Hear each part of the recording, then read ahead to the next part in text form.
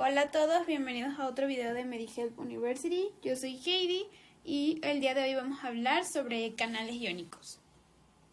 Los canales iónicos son transportadores de iones. Esto quiere decir que son proteínas transmembrana que permiten la entrada selectiva de varios iones. Las membranas naturalmente contienen estos canales transmembrana que son estructuras similares a poros compuestas por proteínas que son los que van a constituir los canales iónicos selectivos. Estos canales conductores de cationes, en su mayoría, poseen un diámetro promedio de entre 5 a 8 nanómetros aproximadamente y la permeabilidad del canal va a depender del tamaño, de la extensión de la hidratación y de la extensión de la densidad de carga en el ion. Se han identificado canales para el sodio, para el potasio, la ATPase también es un tipo de canal iónico, para el calcio y para el cloro. Y se van a encontrar más que todo en tejidos excitables como el nervio y el músculo, y cuya función va a ser generar y transmitir un impulso eléctrico, y en células no excitables lo podemos encontrar como mediadores de eventos bioquímicos y secretores, y también en eventos de cotransporte.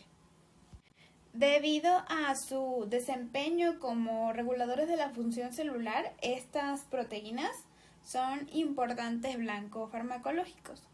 Existen diferentes subfamilias de canales iónicos y se pueden dividir basados en los mecanismos que abren los canales, su arquitectura y los iones que conducen. Pero también se pueden clasificar como canales activados por voltaje, por ligando, por depósito, por estiramiento y por temperatura. Pero en este video, como me voy a basar en el Goodman, lo vamos a dividir como canales activados por voltaje, luego canales activados por ligando y por último canales iónicos receptores de potencial transitorio. Aquí les dejo una diapositiva que ejemplifica los tipos de canales iónicos y receptores de neurotransmisores del sistema nervioso central.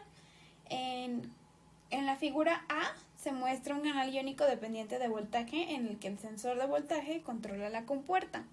Luego en el B tenemos un canal iónico controlado por ligando en el que la unión del neurotransmisor al receptor del canal ionotrópico es el que controla la activación.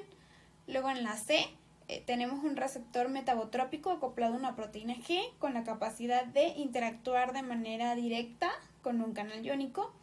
Luego en el D tenemos un receptor acoplado a una proteína G que activa una enzima y la enzima activada genera un segundo mensajero que se difunde, por ejemplo el AMP cíclico, y que va a interactuar para poder modular un canal iónico. Ok, ya que tuvimos ese esquema para ejemplificar los tipos de canales que existen, empezamos con el primer canal de los tres que vamos a hablar. El primero es el canal activado por voltaje. En el caso de los humanos se expresan diferentes isoformas de canales activados por voltaje para los iones de sodio, potasio, calcio y cloro. Principalmente se van a encontrar en las células nerviosas y musculares, donde estos canales, por ejemplo los de sodio, activados por voltaje, son los responsables de la generación de fuertes potenciales de acción que despolarizan la membrana desde su potencial de reposo de menos 70 milivoltios hasta un potencial de más de 20 milivoltios en unos poquitos milisegundos. Y esos canales de sodio se componen de tres subunidades. Uno es un poro formado por la subunidad A y las otras dos subunidades son las beta reguladoras. En los canales de sodio activados por voltaje en las neuronas del dolor son los blancos para los anestésicos locales, y por eso son los que más presente deben tener y son los más importantes, porque estos anestésicos locales como la lidocaína y la tetracaína bloquean el poro, inhiben la despolarización y bloquean la sensación de dolor. También son los blancos de las toxinas marinas naturales tetrodotoxina y sacitoxina.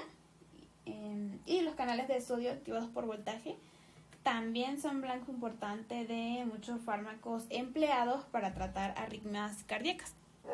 Aquí tenemos un esquema de un canal de sodio activado por voltaje con el poro en los estados cerrado y abierto. Los bucles P formadores de poros se muestran en azul, en ángulo en el poro para formar el filtro de selectividad, y las hélices S4 forman el sensor de voltaje que se muestra en naranja, y con los aminoácidos con carga positiva que se muestran como los puntitos rojos de aquí y de adentro. De hecho, ahí nos coloca la despolarización de la membrana altera la posición del sensor de voltaje. Pasando con los canales de calcio activados por voltaje, estos tienen una arquitectura similar a lo de los canales de sodio activados por voltaje. Tienen una subunidad alfa grande y 3 subunidades reguladoras que son la beta, la delta y la gamma. Los canales de calcio pueden ser responsables de iniciar un potencial de acción como en las células marcapasos del corazón, pero son más comúnmente responsables de modificar la forma y la duración de un potencial de acción iniciado por canales rápidos de sodio activados por voltaje. Estos canales inician la fluencia de calcio, que estimula la liberación de neurotransmisores en el sistema nervioso central, entérico y autónomo, y controlan la frecuencia cardíaca y la conducción de los impulsos en el tejido miocárdico.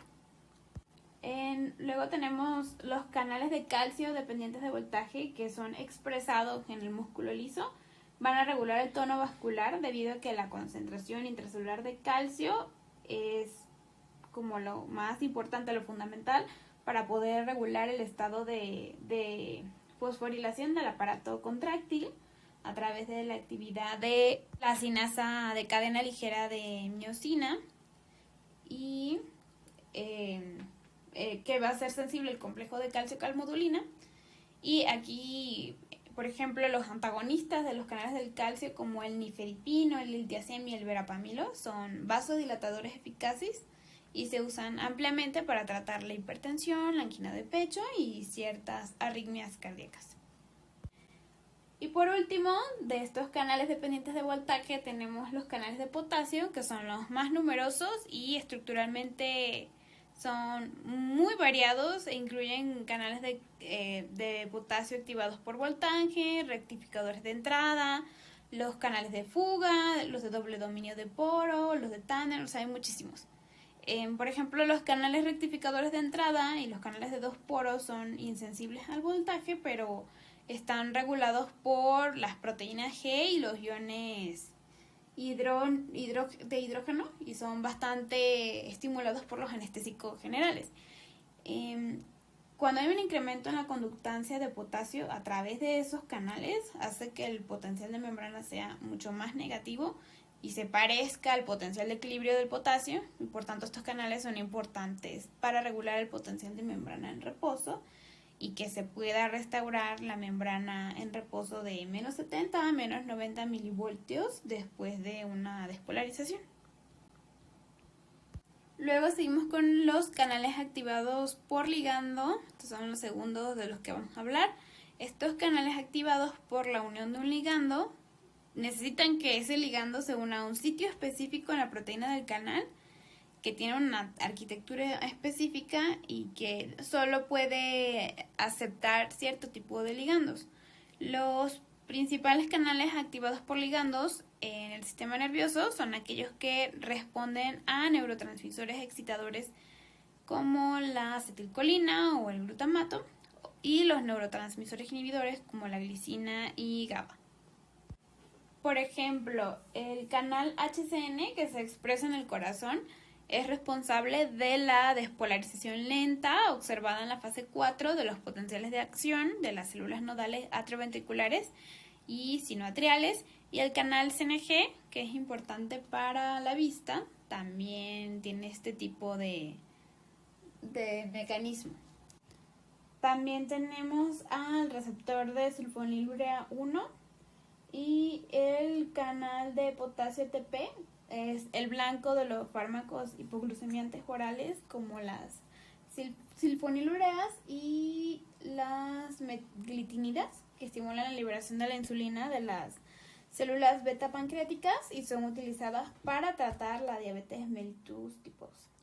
Y el receptor nicotínico de acetilcolina también es un ejemplo ilustrativo de un canal iónico activado por ligando. Y ya para terminar de hablar de los canales iónicos activados por ligando, es importante mencionar que no poseen la selectividad iónica que sí tienen los canales activados por voltaje, y en el caso de la activación del receptor nicotínico de acetilcolina, este receptor permite el paso de ambos iones, de sodio y de potasio. Y aquí tenemos un esquema de los canales activados por ligando. Este es un receptor de acetilcolina nicotínico dependiente del ligando, expresado en la unión neuromuscular del músculo esquelético. El poro va a estar formado por 5 subunidades, cada una con un gran dominio extracelular y 4 hélices transmembrana.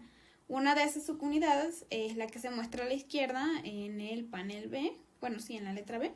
Luego, la hélice que recubre el poro se muestra en azul y el receptor va a estar compuesto por 2 subunidades, la alfa y las unidades beta, gamma y delta. Aquí se puede como observar mejor en las subunidades en este esquema. Y por último, los canales iónicos receptores de potencial transitorio. Estos son los canales de catión TRP y están involucrados en una variedad de procesos sensoriales fisiológicos y fisiopatológicos que incluyen la nocicepción, la sensación de calor y frío, la mecanosensación y la sensación de sustancias químicas como la capsaicina y el mentol. Esta superfamilia de canales TRP es súper diversa y consta de 28 canales en 6 familias. Y las mutaciones genéticas en los canales de TRP están relacionadas con canalopatías asociadas con el síndrome de dolor hereditario, de varias enfermedades renales y de la vejiga y de displasias esqueléticas. Los agonistas y antagonistas se están desarrollando y se han estado haciendo diferentes ensayos clínicos para una amplia variedad de indicaciones que incluyen el dolor, el trastorno del reflujo gastroesofágico, los trastornos respiratorios, la osteoartritis, los trastornos de la piel y la vejiga hiperactiva. Y listo, eso sería todo por el video de hoy. Espero que les haya gustado. Recuerden comentar, darle like y suscribirse a nuestro canal.